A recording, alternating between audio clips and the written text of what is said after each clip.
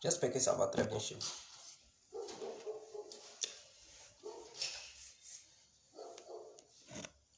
J'espère que ça va très bien chez vous. Partagez le direct, c'est très important. On se mouille un peu la gorge avant de commencer.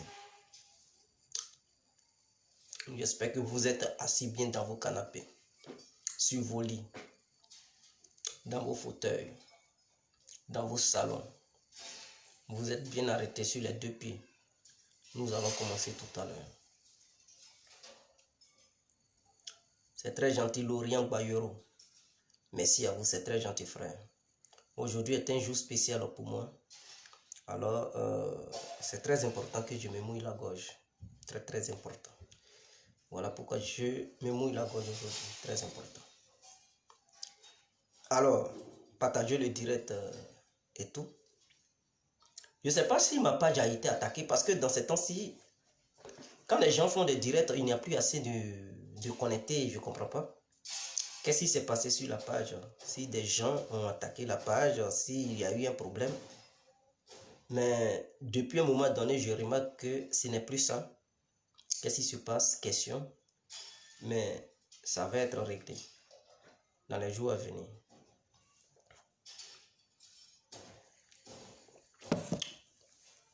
Bonsoir, bonsoir à tous et à toutes. Pour tous ceux qui ne me connaissent pas, je suis l'incontournable qui a complet tout terrain. L'homme dont on parle, l'homme qui n'a pas froid aux yeux, l'homme qui ne marche pas ses mots. Vous pouvez aussi m'appeler devant la vie, l'homme n'est rien, gouverneur italien, d'autres mondes, appelez-moi Boubou, lâche-moi mauricien, qui est plein droit, El Padrino, Camari de Zo, ou la Moudia. Alors, nous,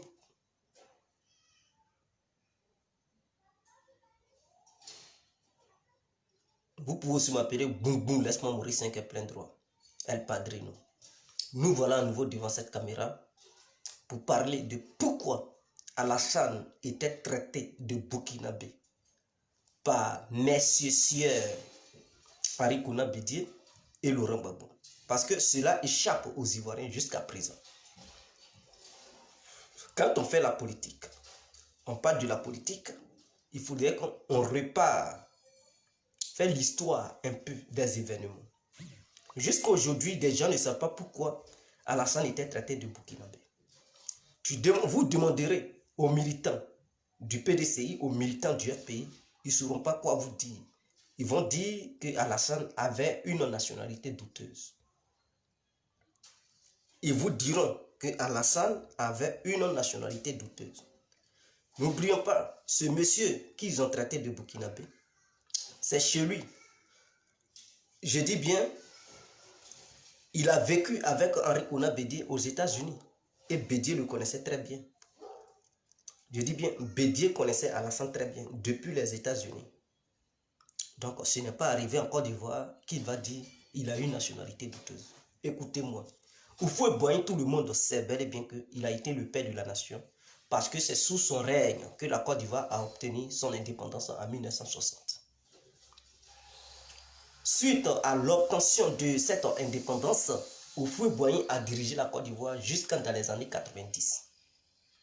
Mais Houphouët était quelqu'un qui se souciait de la nation ivoirienne et du peuple ivoirien. Houphouët, il ne voulait pas qu'un Ivoirien souffre, que ce soit à l'étranger ou sur le plan national. Il s'occupait de tous les Ivoiriens dans leur ensemble. Il y a des gens qui ne travaillaient pas, mais il suffit d'être PDCI, parce que c'était un parti unique. Il suffit d'être PDCI et essayer de faire les yeux d'amour à Houphouët. Et il demandait aux gens de donner des enveloppes remplies de millions aux gens. Et donc, Houphouët avait partagé tellement d'argent. À un moment donné, la Côte d'Ivoire avait un souci économique. La Côte d'Ivoire avait un problème, puisqu'il a partagé l'argent à tous les Ivoiriens. Et tout d'un coup, rompre ses liens pour dire que non, comme la Côte d'Ivoire ne va plus bien, je ne vais plus venir en aide au peuple ivoirien, aux citoyens ivoiriens et tout. Ça allait être un peu bizarre pour lui. Pour lui, les gens allaient mal le voir, les gens allaient le critiquer et il avait peur que des gens se rebellent contre lui. Il avait peur que le peuple se rebelle contre lui. Voilà, c'est en ce sens, en ces qualités que Houphouët a fait appel à Alassane Ouattara parce qu'il savait et il connaissait Alassane Ouattara. N'oublions pas, Alassane Ouattara a été comptable avant d'être économiste. Il sait compter l'argent. Il a compté l'argent d'abord. Avant de savoir comment on peut placer l'argent, où on peut investir, comment on peut, c'est-à-dire pour connaître les différents liens où l'argent peut être injecté. Ouattara a d'abord su compter l'argent. Donc, un comptable, c'est quelqu'un qui compte l'argent. Un économiste, c'est quelqu'un qui essaie de bien gérer pour ne pas qu'il y ait des faillites et tout. C'est quelqu'un qui sait là où il faut mettre l'argent pour ne pas que, voilà, il y ait des déficits. Est-ce que vous comprenez? Donc, il a été d'abord comptable, il sait compter l'argent avant d'être économiste. Donc, Houphouët connaissant ses qualités d'Alassane Ouattara, et c'est quelqu'un, il est pragmatique. C'est quelqu'un, il ne vole pas. C'est quelqu'un, il est très réaliste. Et il n'est pas corrompu. Voilà comment Houphouët demande à Alassane Ouattara de venir. En tant qu'Ivoirien, bien sûr, Alassane vient pour régler les problèmes qui se trouvaient au sein de notre pays. Avant d'arriver même en Côte d'Ivoire, il était d'abord à la BCEAO.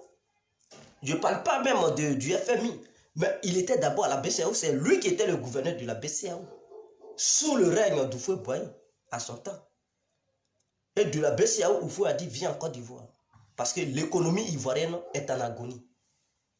Viens régler la Côte d'Ivoire. C'est comme ça Alassane a débarqué en Côte d'Ivoire. Mais pourquoi Bédié et Laurent Gbagbo ont combattu Alassane Ouattara? Voilà la question qu'il faut se poser. Pourquoi Alassane Ouattara était vu comme un danger pour Bédié et Laurent Gbagbo? Pourquoi ces deux se sont mis à combattre Alassane Ouattara? Bédié, savez-vous que Bédié, sous le règne du Houphouët Boigny, était comme un bébé gâté, comme on le dit. Il était comme l'enfant à ne pas toucher, l'enfant à qui on donnait tout. Donc, en quelque sorte, il était celui qu'on chérissait. Il était le fils unique. C'est comme si les autres enfants d'Houphouët n'existaient pas, parce qu'il misait trop sur Bédié. Mais Bédié, connaissant Alassane Ouattara depuis les États-Unis, il sait que c'est quelqu'un qui n'est pas corrompu. Il sait que c'est quelqu'un qui est réaliste, qui est pragmatique. C'est quelqu'un qui ne joue pas. Et donc, l'arrivée d'Alassane Ouattara allait maintenant empêcher Bédié de voler auprès d'Houphouët Boigny, allait empêcher Bédié de dilapider l'argent du pays. Laurent Gbagbo connaissant Alassane Ouattara, parce que c'était un historien, il connaissait un peu Alassane Ouattara. Donc, quand Bédié et Gbagbo ont vu Alassane, ils se sont dit, lui là, de la manière il a mis ses deux pieds en Côte d'Ivoire, on ne peut plus voler, on ne peut plus dilapider l'argent. Houphouët ne pouvait plus donner l'argent à n'importe qui. Il fallait réduire maintenant les salaires des différents ministres. Parce que tout ça là, ça asphyxiait la Côte d'Ivoire économiquement. Mais Houphouët ne pouvait pas le faire lui seul. Parce que si il prenait la décision lui-même de dire, bon, les salaires des ministres ont diminué et tous ceux qui suivaient le PDCI, qui n'avaient aucun rôle, qui ne foutaient rien, mais qui gagnaient de l'argent, il ne fallait plus leur donner quoi que ce soit. Ces gens-là, ils allaient mal regarder Houphouët. Donc, quand Houphouët a fait venir Alassane Ouattara a mis de l'ordre. Non seulement il a réduit les salaires des ministres, oui, et il a empêché Henri Konan Bédié de piller le pays. Il a remis l'économie ivoirienne sur les rails. Voilà comment la jalousie de Bédié a commencé. Parce que Bédié, ce n'est pas quelqu'un qui bosse. Ce n'est pas un bosseur, c'est un voleur. Gbagbo n'est pas un bosseur, c'est un voleur. Donc, quand vous voyez une bande de voleurs se mettre ensemble, qui se disent opposés, mais ils jouent un jeu obscur pour tromper le peuple.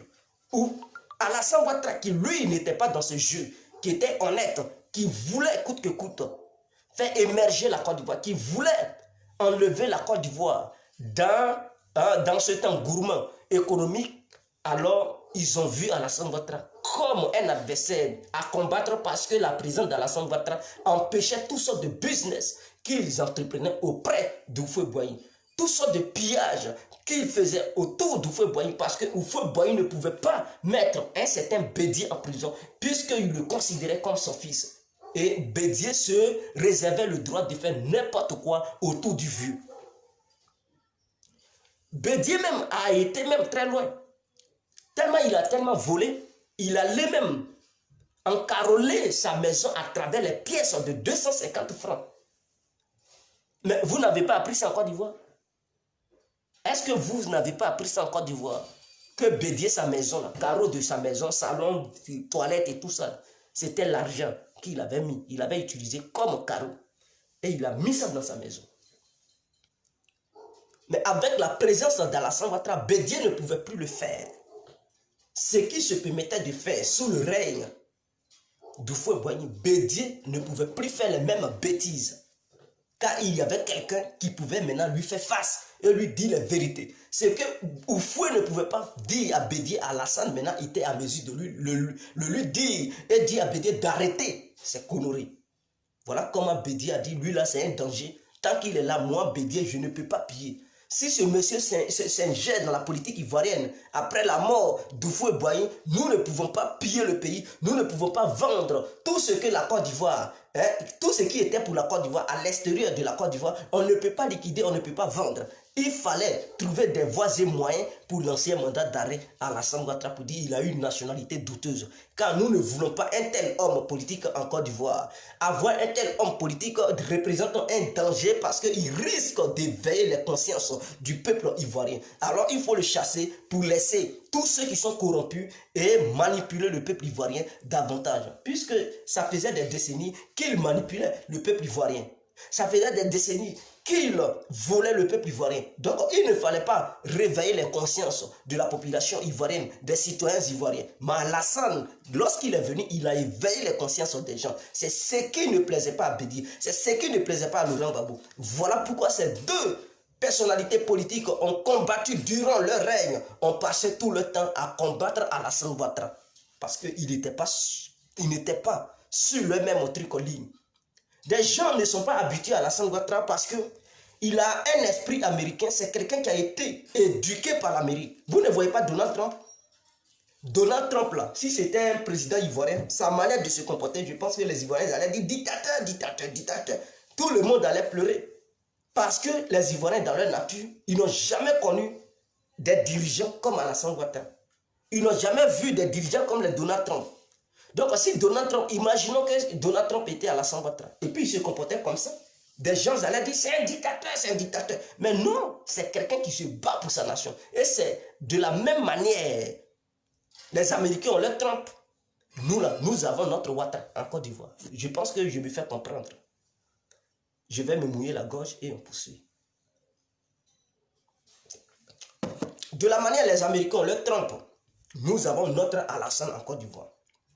C'est des gens qui se battent pour l'émergence de leur pays. C'est des gens qui se battent pour redresser l'économie de leur pays. C'est des gens qui se battent pour le bien-être de leurs citoyens. Ce sont les gens qui se battent pour envoyer certaines infrastructures dans leur pays. Et c'est ce qu'Alassane fait. Quand les routes poussent, les ponts poussent, même votre Gbagbo avait reconnu. Il avait dit, lorsqu'il était au pouvoir, que le vrai problème de la Côte d'Ivoire, c'est le manque d'infrastructures routières. Et donc, il reconnaissait qu'il n'y avait pas de route. Mais lui, en tant que président, quelle route il avait fait? Il reconnaissait qu'il n'y avait pas de route, mais il n'a pas fait de route. C'est ça la réalité. C'était ça la réalité. Donc, il n'avait même pas fait de route. Or, il reconnaissait qu'il n'y avait pas de route. Mais quand il n'y a pas la chose, et que toi tu diriges, tu fais quoi? Mais il faut la faire. Et tout ça là, ils ont mis ça sur les blancs. C'est-à-dire, quand ils échouent, ils accusent les blancs. Quand ils échouent, ils accusent les blancs. Est-ce que vous comprenez? Donc, Alassane Ouattara, lorsque Houphouët-Boigny est mort, Bédié, voyant Alassane qui était un danger pour lui, Bédié, parce que Bédié a la culture du vol. Bédié a grandi dans le vol. Bédié n'a jamais travaillé. Il a été élevé à la manière, ils l'ont chéri en fait. Il a été élevé comme un bébé gâté. C'est quelqu'un à qui ils ont tout donné. Donc c'est quelqu'un qui n'a pas la culture du travail. Mais un homme comme ça, lorsqu'en face de lui, il voit quelqu'un qui a bossé. Parce que les États-Unis, ce n'est pas n'importe quel pays. Là-bas, là, tu ne bosses pas, tu n'as rien. Là-bas, là, tu ne bosses pas, le FMI, tu ne peux pas te recruter. Là-bas, là, tu ne bosses pas, tu ne peux pas postuler et puis ils vont prendre ton dossier pour analyser. Devant les blancs, ils vont te prendre toi noir. Et imaginons, avant le racisme était à son summum. Aujourd'hui, les gens, ils pleurent encore le racisme. Mais avant, là, c'était encore très élevé. Au temps d'Alassane Ouattara, lorsqu'il travaillait encore au FMI, le racisme battait son plein. Mais malgré cela, ils l'ont pris. Lui, noir, pas américain, un africain, un négro, ils l'ont pris. Ça veut dire qu'il avait de vraies compétences.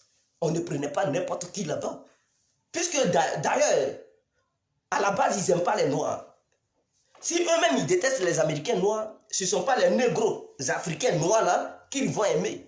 Ils nous détestaient. Mais si, parmi les noirs américains, parmi les noirs qui séjournent en Europe, en Australie, partout dans le monde, dans les pays arabes, s'ils n'ont pas pu recruter un noir parmi ces noirs-là, et qui disent non, c'est un noir ivoirien qu'ils veulent pour occuper un poste au sein du FMI, vous devez comprendre que ce noir-là, c'était un génie. Voilà pourquoi. Parce que les Américains, ils travaillent avec des gens qui sont des génies. C'est ça les Américains.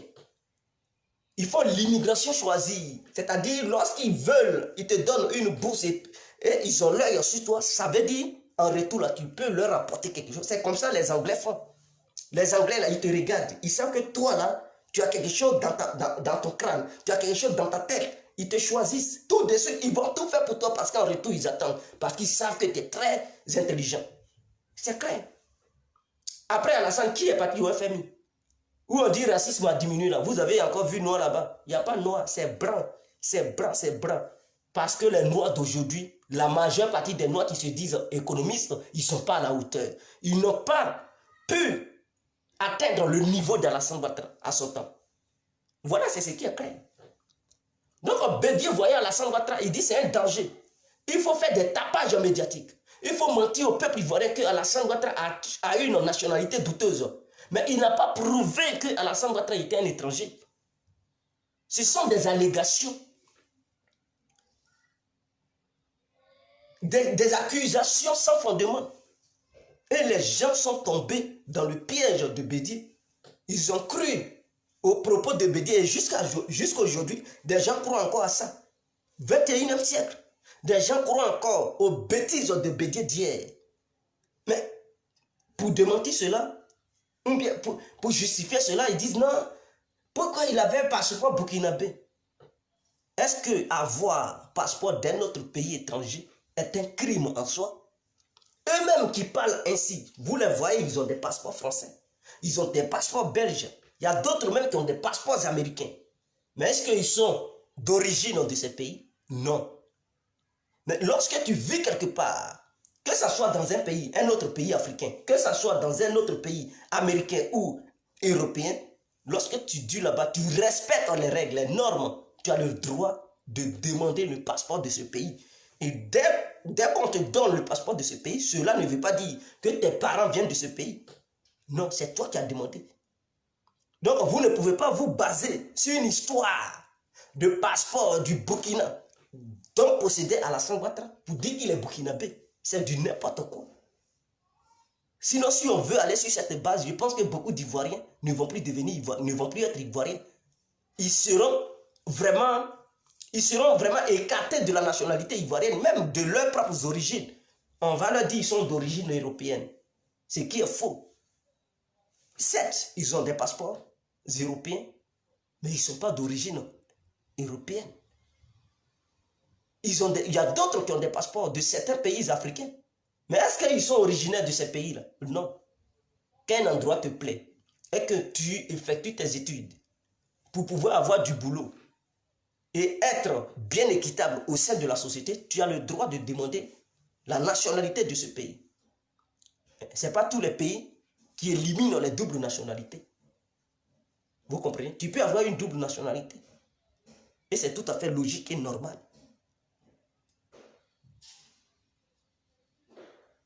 Est-ce que vous comprenez? Donc, voici le vrai problème.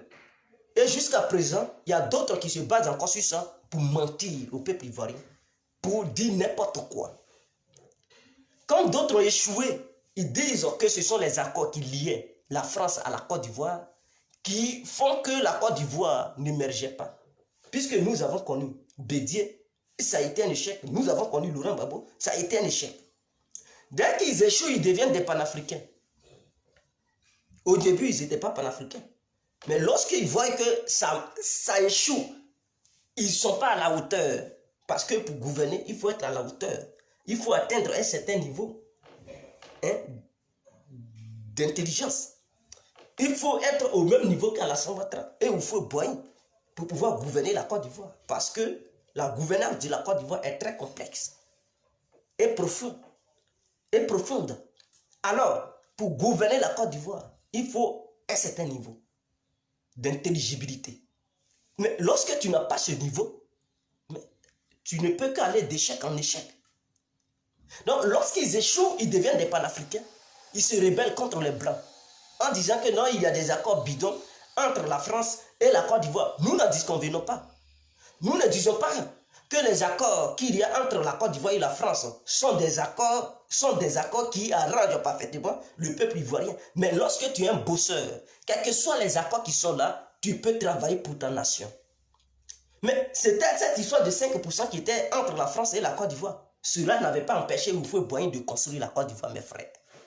C'est-à-dire, les accords que ces présidents, soi-disant révolutionnaires, soi-disant ces panafricains, qui sont les Bédier Gbagbo, qui voulaient révisionner les accords qui liaient la Côte d'Ivoire à la France, pour eux, c'était ça qui empêchait la Côte d'Ivoire de se développer.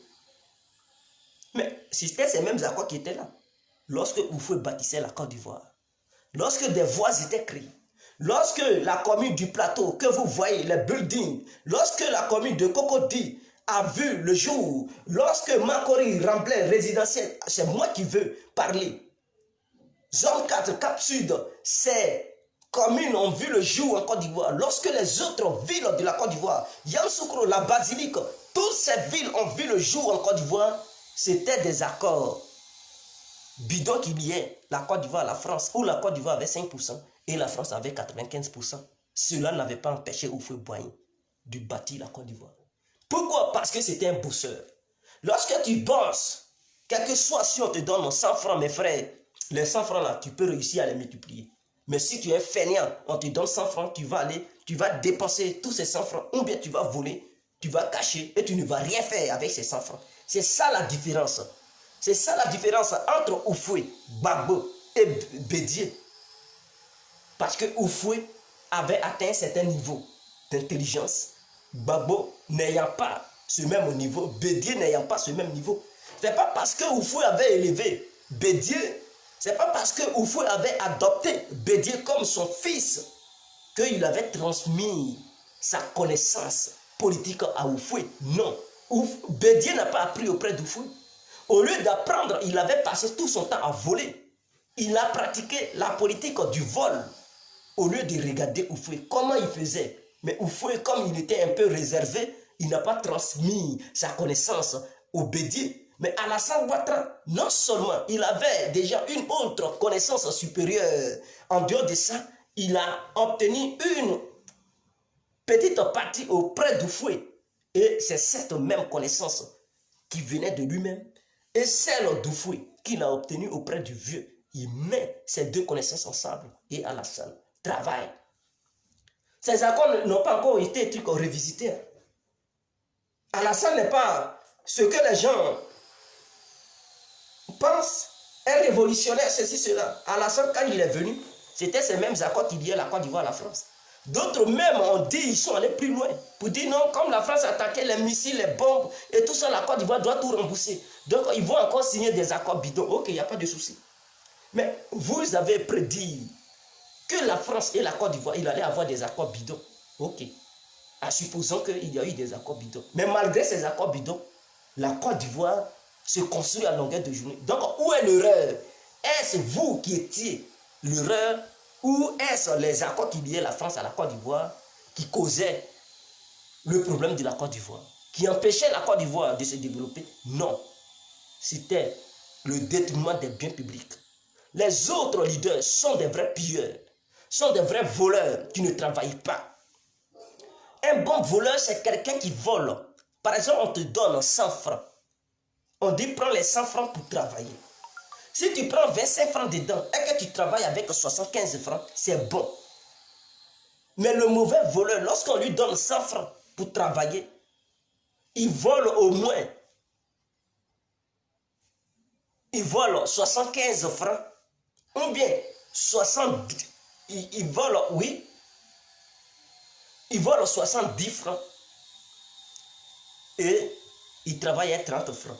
Quand c'est comme ça, rien ne peut émerger, rien ne peut évoluer. C'est ça qui avait été le cas de Laurent Gbagbo et d'Henri Konan Bédié. Aujourd'hui, la réalité est tout autre. La réalité est en face de vous. Soit vous voulez encore nous ramener dans le passé, soit vous voulez encore élire des présidents, sinon que des candidats qui sont incapables de développer la Côte d'Ivoire, qui sont incapables de permettre à la Côte d'Ivoire d'avancer, de progresser, ou soit vous voulez mettre des gens qui travaillent. Vous savez, quelqu'un qui travaille, il ne fait pas assez de bruit. Quelqu'un qui travaille, il ne fait pas assez de bruit parce qu'il est serein et il est rassuré de son travail qui est vu par tous et toutes. Mais lorsque tu es nul, tu n'arrives pas à bien travailler, c'est là que tu fais du tapage. Tu fais de la propagande pour convaincre les gens que si tu n'as pas fait ça, c'est parce qu'il y a ça, ça, ça. Tu cherches toujours des alibis pour te justifier, pour justifier tes échecs. C'est ça qui a été le cas de Laurent Gbagbo. Il avait tout à sa disposition. Tout, mais il n'a rien pu faire en Côte d'Ivoire. Aujourd'hui, si les Ivoiriens ont l'eau potable, c'est grâce à Alassane Ouattara. Parce que dans les années 90, écoutez, la CEI n'appartenait plus, je dis, la SODECI n'appartenait plus à la Côte d'Ivoire.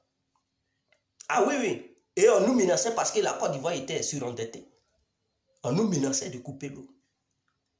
C'est lorsque Alassane est venu, il a rassuré les Occidentaux à laisser la SODECI et que la Côte d'Ivoire allait tout faire pour régler ce problème.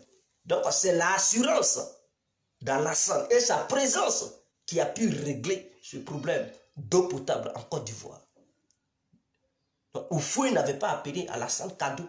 Houphouët lui-même c'est un bosseur, il sait. Il y avait des Ivoiriens qui travaillaient avec lui.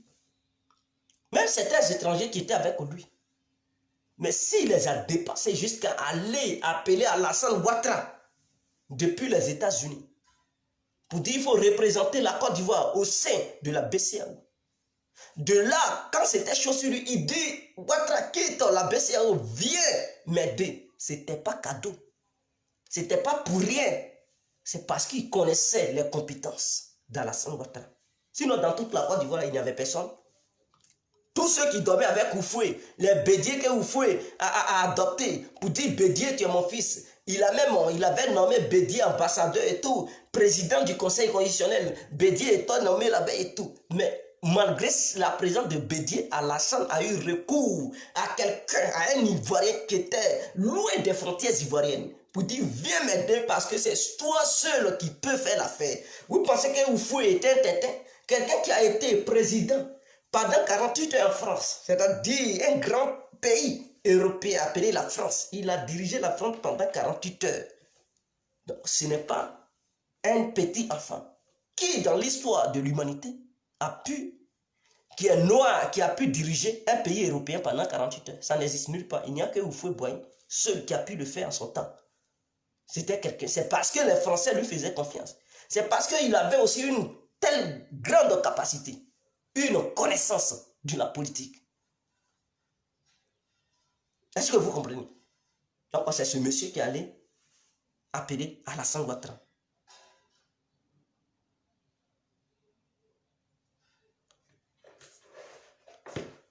Donc voici un peu ce que je tenais à dire. Aujourd'hui, nous avons en face de nous un choix. Le choix de la négativité et le choix de la positivité. Faire le choix qui est possible, qui est positif, c'est faire le choix de l'émergence de la Côte d'Ivoire. C'est faire le choix de la construction de la Côte d'Ivoire. C'est faire le choix de l'apparition des opérateurs économiques, de l'apparition de plusieurs entreprises, de l'apparition des infrastructures, de l'apparition du grand business, de l'apparition de l'entrepreneuriat. Mais faire le choix négatif, mes frères, c'est le choix du désordre, la guerre, le choix des attentats à longueur de journée, le choix de la déstabilisation, le choix des marches par-ci, par-là, le choix des slogans, à bas la France, à bas, sans que ces gens-là ne nous proposent quelque chose de bon. Est-ce que vous comprenez? On en a marre. L'heure n'est plus au slogan, l'heure n'est plus aux marches ruelles, l'heure est aux actes. C'est au pied du mur on voit le vrai maçon. Construisez au lieu de bavader. L'opposition était au pouvoir, a passé tout son temps à bavader, sans rien faire, sans apporter aucune sécurité à la Côte d'Ivoire, aucun travail à la Côte d'Ivoire. Le chômage, en dehors de ça, ils nous ont apporté des déchets toxiques, des déchets nucléaires pour appauvrir et assassiner plusieurs citoyens ivoiriens. Aujourd'hui, personne ne parle de ça. On appelait ça Kobo Kuala, quelque chose comme ça. On ne peut plus accepter cela. Ça aussi, ils vont encore accuser les Blancs. Mais lorsque les Blancs proposaient d'envoyer ce bateau ne s'est pas envolé. Ce bateau est bel et bien rentré au sein du port d'Abidjan, a déversé des déchets toxiques. Donc le président de la République n'avait-il pas des services de renseignement? Lorsque les services de renseignement ont su ça, est-ce qu'ils ont arrêté le bateau? Est-ce qu'ils ont demandé des comptes au pays d'où venait ce navire? Est-ce qu'ils ont décidé qu'il y ait des dédommagements? En confisquant le bateau, ils ne l'ont pas fait. Ils ont laissé le bateau rentrer paisiblement dans son pays d'origine. Et ils n'ont même pas dédommagé qui que ce soit. On leur demande, ce n'est pas moi, ce n'est pas moi, ce n'est pas moi. C'est l'irresponsabilité d'un chef d'État. C'est comme si quelque chose de grave se passe dans le pays. Et le chef d'État dit, ce n'est pas moi, on demandait aux gens qui sont au port. Mais qui est le président? Qui a la capacité de démettre celui qui est au port de ses fonctions? C'est le chef de l'État. Ce dernier, s'il est capable de prendre ses responsabilités et qu'on lui demande, il dit non, ce n'est pas moi, demander aux gens qui sont au port là-bas, c'est entre eux, à gérer ça entre vous, qui est capable de défendre son pays. Et il laisse n'importe qui faire du business. Donc pour eux, il fallait laisser n'importe qui faire son business. Donc des directeurs du port pouvaient signer des contrats avec des sociétés étrangères pour nous amener des déchets toxiques, tuer les Ivoiriens. Et le président de la République, à son tour, il dit non, ce n'est pas moi, demander au DG du port. Mais quand c'est comme ça, c'est de l'irresponsabilité. Et c'est ce qu'ils ont passé pendant 10 ans et demi à faire subir au peuple ivoirien. Et lorsqu'on parle de ça, des gens essaient de détourner le débat à Alassane de Burkinabé. Mais ils n'ont pas dit le pourquoi ils ont accusé Alassane de Burkinabé. Ils l'ont accusé de Burkinabé parce que c'est quelqu'un qui est strict, qui est pragmatique et qui est réel. Il est réaliste, ce n'est pas quelqu'un qui détourne des biens publics. Et puisque eux, ils ont grandi dans la politique du détournement des biens publics, ils ont grandi dans la politique du vol, ils ont grandi dans la politique à ne rien faire, voyant un candidat potentiel, voyant un adversaire coriace qui était en face d'eux, qui est honnête, qui sait travailler, qui a des capacités politiques, intellectuelles et même économistes, alors automatiquement il leur faisait peur. Il fallait le dénigrer vis-à-vis du peuple pour que le peuple le vomisse. Mais Dieu merci, tous les Ivoiriens n'ont pas été ignorants. Des Ivoiriens ont cru en lui, des Ivoiriens se sont réveillés, ils ont compris que c'était de la propagande notoire pour nuire l'image de l'individu. Et des gens se sont mis avec lui pour mener le combat, afin que le respect soit imposé en Côte d'Ivoire. Afin que, oui, la Côte d'Ivoire puisse connaître son niveau actuel. La Côte d'Ivoire a un bon niveau, a une bonne visibilité en dehors de notre pays. Aujourd'hui, lorsque tu dis que tu es ivoirien, tu es respecté, mes frères, à cause de la Côte d'Ivoire. Les autres pays de la sous-région deviennent jaloux de notre belle nation, la Côte d'Ivoire. Parce que nous avons au sommet de notre nation un braviquet appelé son excellence, monsieur le président Alassane Ouattara. C'est un bosseur et non un parleur. On a plus besoin des beaux parleurs en Côte d'Ivoire. Tu vas beau parler et que tu es incapable, tu es inefficace sur le plan du bâtiment, mais mon frère, tu deviens un incognito. Ton pays sera dénigré par tous les autres pays. Alors, je vais me mouiller la gorge.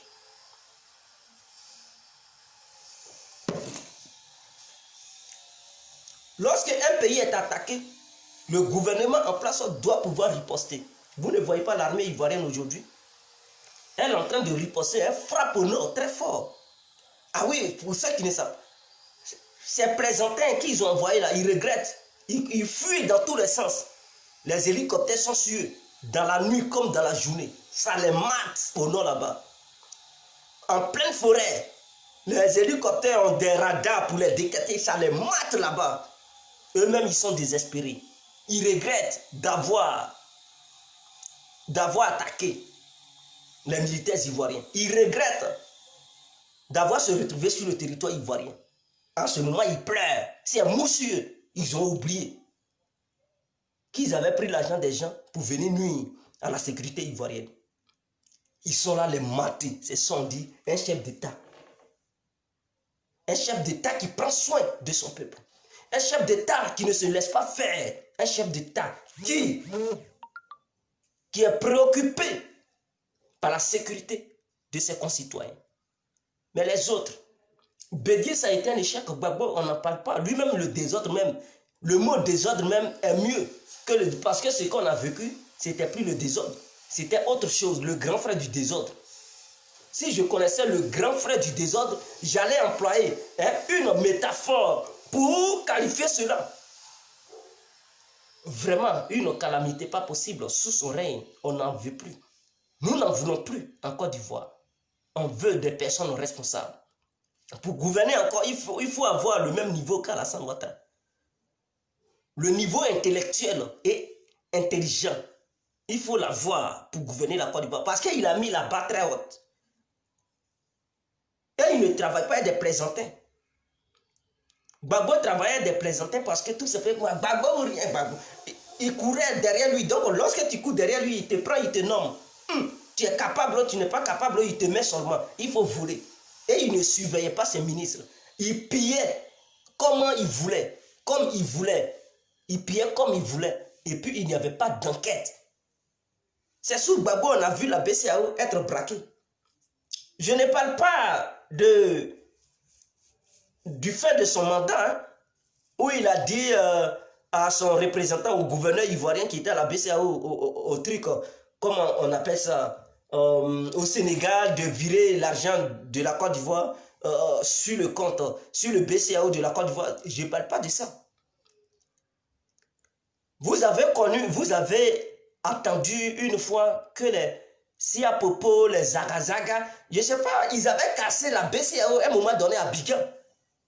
Ils avaient cassé la BCEAO, ils avaient mis, ils appelaient ça des fourgonnettes et tout. Ils ont pris l'argent, traversé toute la Côte d'Ivoire pour aller au Ghana. Sous le régime de Gbagbo, est-ce qu'il se rappelle encore de ça? Où la BCEAO du plateau, je dis bien BCEAO du plateau a été braquée en pleine nuit. Où il y a un camp militaire. C'est-à-dire, c'était de la plaisanterie. Le pouvoir de Gbagbo, c'était n'importe quoi. Où se trouve la défense? Le palais présidentiel. Vous savez qu'il y a des militaires qui sont toujours là-bas. L'état-major des armées se trouve entre Plateau et à Djamé. Ça y est sur la ligne. Ça y est là.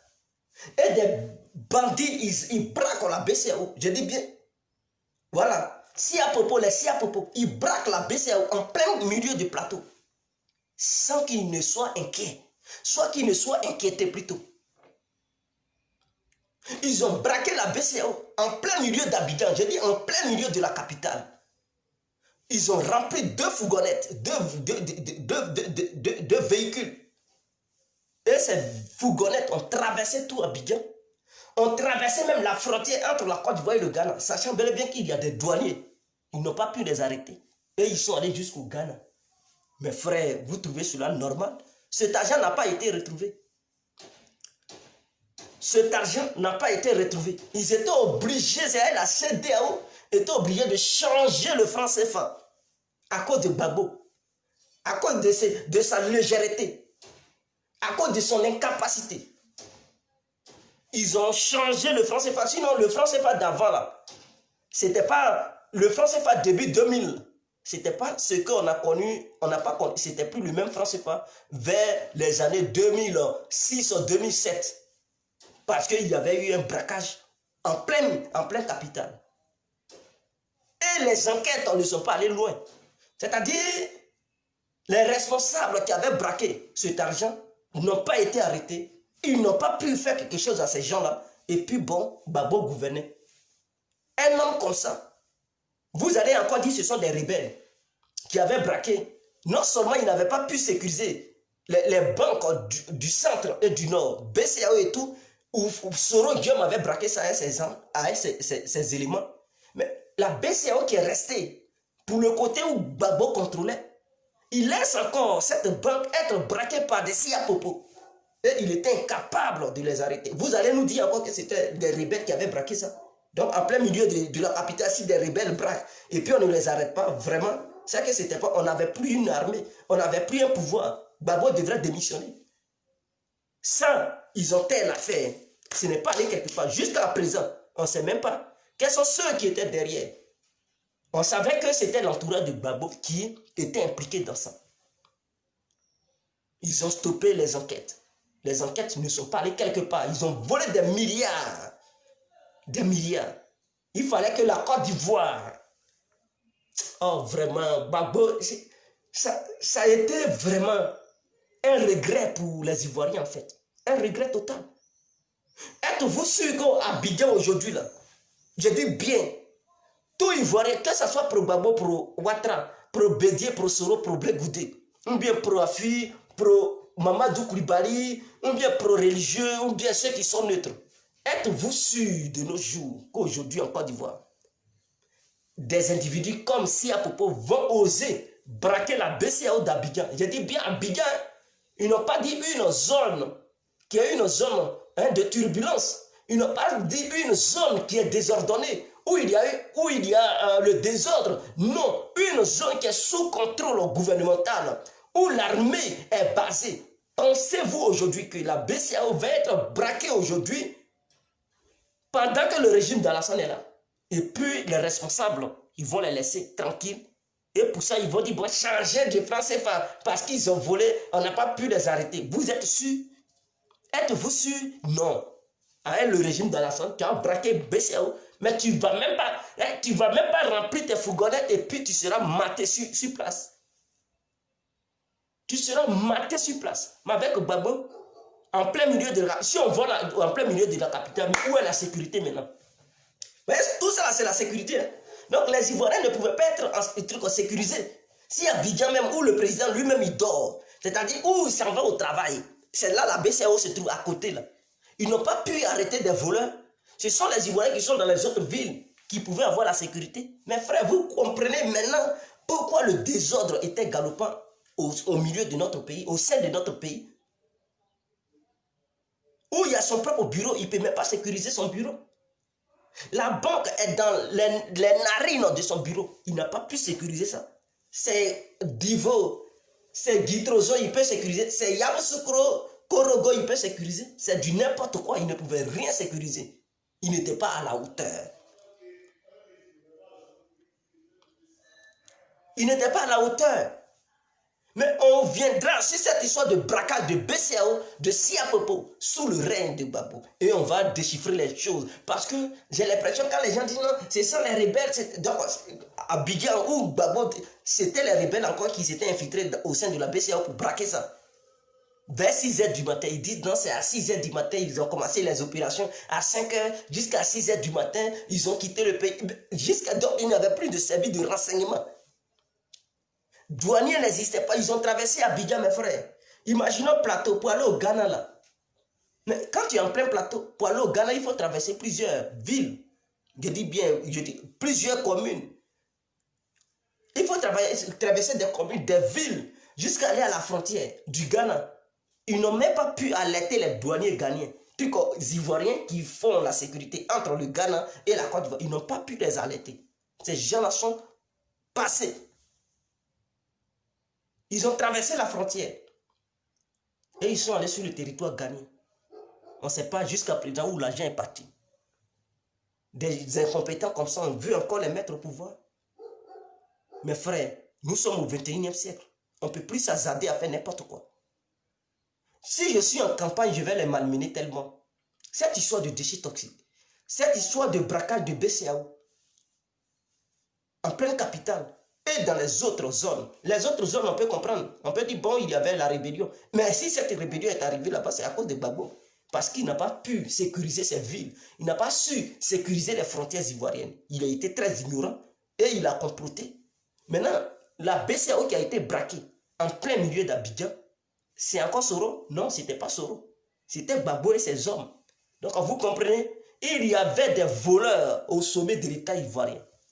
Des bandits notoires qui gouvernaient la Côte d'Ivoire. Mais une Côte d'Ivoire gouvernée par des bandits, des criminels, qui nous emportent des nucléaires pour nous tuer, qui nous pillent en braquant des banques en plein jour, sans même mener des enquêtes et déterminer quels sont ceux qui ont été impliqués là-dedans, les arrêter et les faire subir la rigueur de la justice. Et on demande à la CEDEAO, je dis CEDEAO, BCAO, non, c'est CEDEAO, de changer de monnaie. Mais c'était une humiliation pour la Côte d'Ivoire. Ils étaient obligés de changer de monnaie. Des gens comme ça, vous voulez encore les mettre? Où le monde, c'est un monde de bagarre. Ce sont des bulldozers qui se croisent. Aujourd'hui, là, on ne met pas de plaisantins. Quand ton président est faible, mais ton pays est malmené, vous ne voyez pas? Mais aujourd'hui, là, c'est un monde de trucs, hein, de bagarre. Hein. Vous ne voyez pas Donald Trump? Donald Malin, il est dur. Vous ne voyez pas Poutine, il est dur. Vous ne voyez pas Xi Jinping, il est dur. Les Macron, mais chacun montre ses muscles. Mais en Afrique, il y a des présidents qui montrent les muscles. Et nous allons prendre des corrompus, des bandits, des incompétents, des incapables, ceux qui n'ont même pas de contact, incapables de batailler pour leur pays. On va les mettre là-bas. Mais vous pensez qu'on va devenir quoi? On va devenir quoi? On ne plaisante plus de nos jours. On met des personnes compétentes et non des plaisantins au sommet de notre État. Je pense que les Ivoiriens sont assez matures pour faire un bon choix. Oui, assagissez-vous. Ne laissez pas les émotions prendre le dessus. Parce que laisser les émotions réfléchir à ta place, mon frère ou ma soeur, c'est une erreur capitale. Quelles que soient les émotions, maîtrise-toi et pose-toi les bonnes questions. Qui dois-je choisir, moi? Après cette question posée, mon frère, la réponse viendra dès le même et tu feras ton choix. Si tu laisses l'émotion t'envahir, tu feras un mauvais choix. C'est très important. Je pense que j'en ai fini. La prochaine fois, la BCAO braquée d'Abidjan, qui était responsable? Gbagbo ou Soro? Question. Alors, je vous félicite, je vous remercie infiniment. Vive la Côte d'Ivoire, vive le peuple ivoirien, vive le RADP. Et le bon choix, c'est le RADP. Quel que soit le candidat du RADP, votez-le. Parce qu'au sein du RADP, il n'y a que des vaillants, des bâtisseurs, des travailleurs, des bosseurs. Nous n'avons pas des corrompus. Nous avons des personnalités strictes, honnêtes, oui, vaillantes, qui se battent pour le bien-être du peuple ivoirien et surtout de la nation ivoirienne. Des gens qui se soucient de la sécurité de leur nation, qui font tout, qui font du lobbying pour le bien-être de tous les Ivoiriens. Au sein du RADP, il n'y a que la victoire. Au sein du RADP, il n'y a pas d'échec. Au sein du RADP, ce n'est que le travail. Au sein du RADP, c'est l'investissement. Au sein du RADP, c'est la multiplication des structures au sein de notre pays. Au sein du RADP, c'est l'honnêteté. C'est l'objectivité. C'est le réalisme. Au sein du RADP, on gagne toujours. Alors, vive le RADP aujourd'hui, demain et pour toujours. C'était l'incontournable bien compris. Big up à vous. Que le Créateur Tout-Puissant vous bénisse.